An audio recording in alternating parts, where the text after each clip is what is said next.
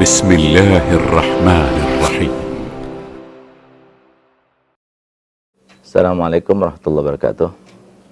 Alhamdulillah wassalatu wassalamu ala Rasulillah Sayyidina Muhammad bin Abdillah wa ala alihi wa sahbihi wa mawala wa la hawla wa la quwwata illa billah.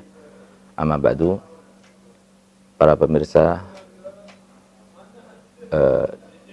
media dakwah Kalbar, tepatnya Ketapang, yang saya hormati, saya muliakan. Alhamdulillah kami berkesempatan untuk datang ke Ketapang, dan semoga kedatangan kami ini membawa keberkahan dan rahmah bagi kami khususnya dan kepada kaum muslimin pada umumnya. Dan di dalam momen ini ada satu hal yang harus disampaikan dan harus kita itu tergugah untuk memperhatikannya. Karena Nabi kita Muhammad SAW telah bersabda dalam hadisnya, "Man lam yahtam bi amrina falaysa minna." Barang siapa yang tidak peduli dengan urusan kami, urusan kita semua, maka dia bukan termasuk golongan kami. Urusan kita yang saya ingin sampaikan ini bukan terkait dengan politik, bukan juga terkait dengan pemerintah, bukan juga terkait dengan kemajuan zaman dan lain sebagainya, tapi ini terkait dengan kegentingan yang terkait dengan umat Nabi kita Muhammad SAW. Di mana sekarang ini kita merupakan satu hal yang paling penting dalam kehidupan kita. Kehidupan kita tidak akan berarti tanpa satu hal itu. Bahkan ibadah kita pun juga tidak dianggap berarti tanpa satu hal itu.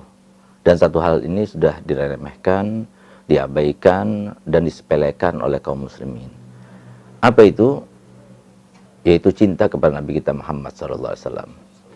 Itu adalah unsur yang paling utama di dalam keimanan, unsur yang paling utama di dalam ketakwaan, unsur yang paling utama di dalam kita beribadah kepada Allah Ta'ala, dan kedekatan kita pada Allah dan Rasulnya itu diukur dengan mahabbah kita pada Nabi Muhammad SAW.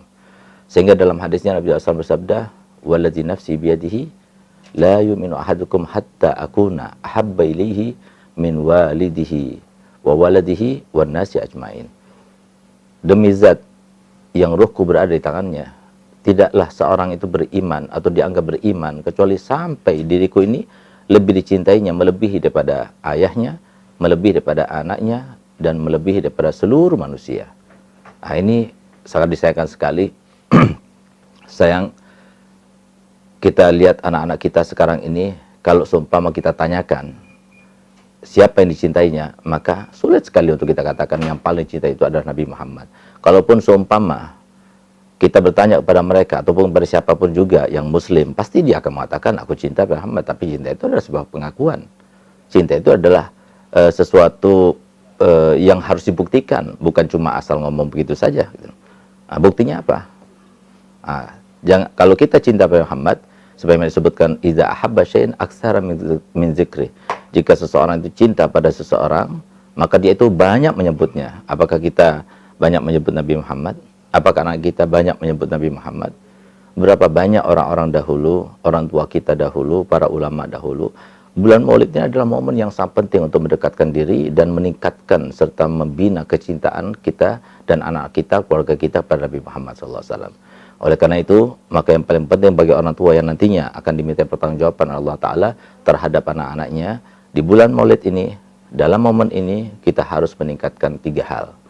Yang pertama, kita harus membeli buku-buku sejarah Nabi Muhammad SAW yang dengan berbahasa Indonesia.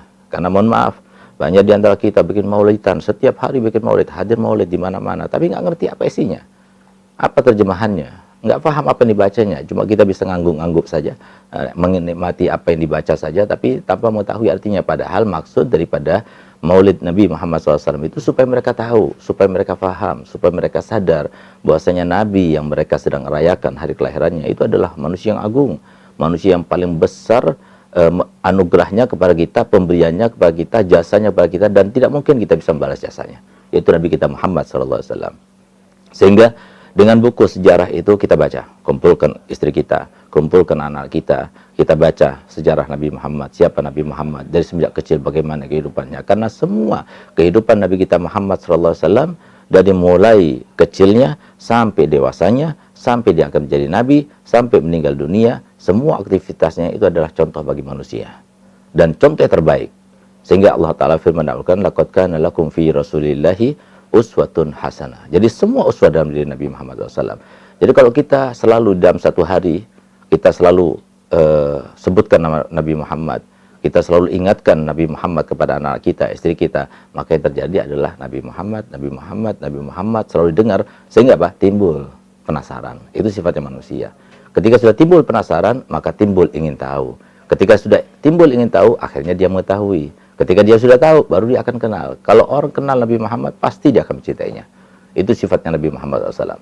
Kalau orang sudah memimpikan Nabi Muhammad SAW dan tidurnya, maka dia pasti, dia tidak akan melupakannya, dan dia akan tergaung-gaung, serta selalu teriang-iang apa yang telah dipandangnya, dilihatnya dalam mimpinya. Oleh karenanya orang dahulu, termasuk di antara anugerah Allah yang selalu dimintanya kepada Allah Ta'ala, itu adalah supaya diimpikan Nabi Muhammad SAW dalam tidurnya. Kenapa? Itu ada suatu anugerah yang besar. Tapi anak kita nggak ada keinginan seperti itu. Bahkan kita sendiri nggak ada keinginan seperti itu. Karena apa? Karena kita tidak tahu akan keagungan dan sosok daripada Nabi kita Muhammad SAW. Itu yang pertama.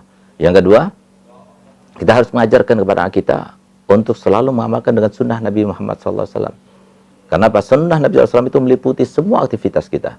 Dari mulai keluar rumah sampai masuk ke dalam rumah. Dari mulai bangun tidur sampai kita tidur kembali. Semuanya ada aktivitas-aktivitas yang disunahkan oleh Nabi Muhammad SAW. Jadi kita mau makan, kita jelaskan makannya Nabi begini, caranya begini, doanya begini. Begitu pula ketika mau minum, begitu pula ketika mau masuk kamar mandi, kemudian ketika bersikap kepada yang lebih tua, bersikap yang lebih muda. Itu semua ada kesunahan yang diajarkan Nabi Muhammad SAW. Sehingga kalau sudah tertanam dalam hati kita dan anak-anak kita serta keluarga kita, bagaimana mereka itu melaksanakan sunnah seakan-akan mereka itu melaksanakan suatu kewajiban yang harus mereka lakukan. Kenapa? Ketika melaksanakan sunnah Nabi, terbayang Nabi Muhammad. Ketika makan, terbayang Nabi Muhammad. Ketika minum, terbayang Nabi Muhammad. Ketika masuk kamar mandi, terbayang Nabi Muhammad. Ketika keluar rumah, terbayang Nabi Muhammad. Ketika masuk rumah, terbayang Nabi Muhammad. Bagaimana kira-kira orang semacam itu? Pasti akan dekat dan selalu rohaninya Nabi Muhammad ada dalam pikirannya. Ketika itu yang terjadi, berarti akan tumbuh rasa cinta dalam hatinya. Sedangkan yang ketiga adalah dengan kita mencintai zuriyah Nabi Muhammad SAW. Karena kalau kita tidak mencintai zuriyah Nabi SAW, maka kita tidak akan tersambung kepada Nabi Muhammad SAW. Karena satu-satunya manusia yang masih ada bekas daripada doa Nabi kita Muhammad yang masih ada sekarang ini adalah para zuriyat Nabi. Di mana Nabi SAW telah mendoakan mereka, Allahumma ij'alhum mafatihar rahmah waj'al alsinatahum ma'adin al-hikmah. Ya Allah, jadikanlah dimanapun mereka berada menjadi kunci-kunci tempat turunnya rahmat. Ya Allah, jadikanlah lidah-lidah mereka sumber-sumber mutiara hikmah yang bersambung pada Nabi Muhammad SAW.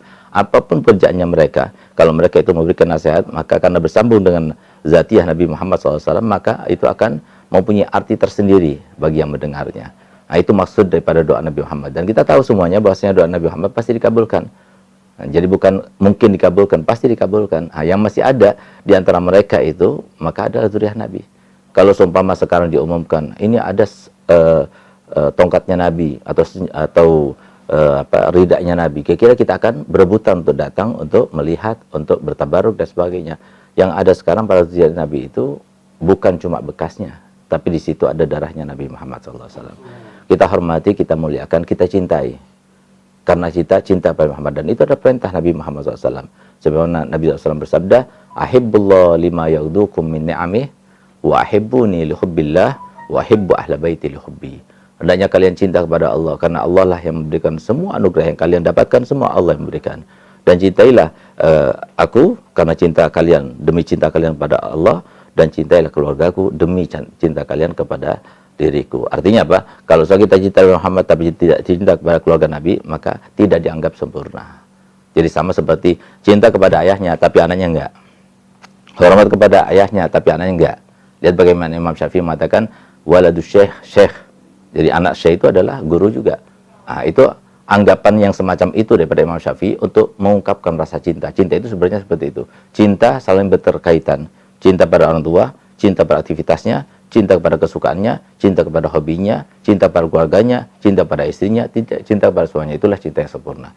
Semoga pada momen kali ini kita benar-benar diberikan anugerah Allah Ta'ala untuk mencintai Nabi Muhammad dan keluarga Nabi Muhammad, anak-anak kita mencintai Nabi Muhammad dan keluarga Nabi Muhammad, sehingga kita termasuk yang selamat daripada fitnah akhir zaman ini, sehingga kita mendapatkan taufik yang berkesinambungan sampai akhir hayat nanti. Dan semoga dengan begitu kita diberikan kesempatan Allah Ta'ala untuk bermimpi Nabi Muhammad SAW yang telah disebutkan Nabi SAW dalam hadis sahih, man ra'ani fil manam fasayarani fil yaqdah. Barang siapa yang melihatku dalam tidurnya, maka suatu waktu dia akan melihatku dalam keadaan terjaga. Kalau dia memang ahlinya, kata ulama, dia akan melihat Nabi di dunia dalam keadaan terjaga. Tapi kalau dia bukan ahlinya, ketika dia meninggal, Nabi SAW hadir untuk menjemputnya. Kalau juga bukan ahlinya, nanti di akhirat dia akan mendapatkan syafaatnya dan berjumpa langsung dengan Nabi Muhammad SAW. Semoga itu yang betul-betul Allah berikan kepada kita semuanya. Wa hadanillah wa iyyakum. Assalamualaikum warahmatullahi wabarakatuh.